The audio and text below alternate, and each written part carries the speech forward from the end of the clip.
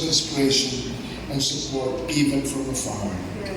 And lastly, Lord, we pray for fathers who are yet to experience the joy of fatherhood. Bless them with the desire of their hearts and grant them the opportunity to embrace the role of a father. Prepare their hearts and minds to be loving and responsible fathers when the time comes. Heavenly Father, we thank you for the incredible gift of fatherhood and for the fathers who have played a significant role in shaping our lives. May they feel honored and appreciated, not only on this special day, but every day of the year. In your loving and mighty name, through Jesus Christ, we pray. Amen.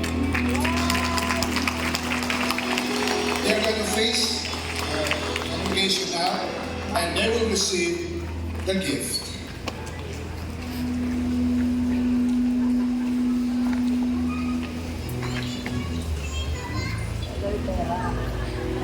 Paglagyan ng pera. Happy Father's Day!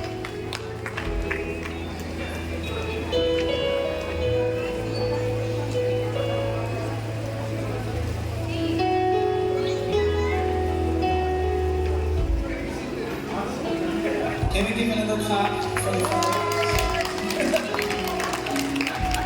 Salamat po mga tatay, fathers, mga daddy, and po.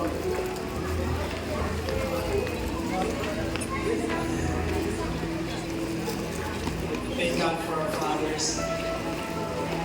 Before we end, I would just like to give a few announcements, really important announcements. Lahat po nakatanggap ng acts. Do you have your acts with you?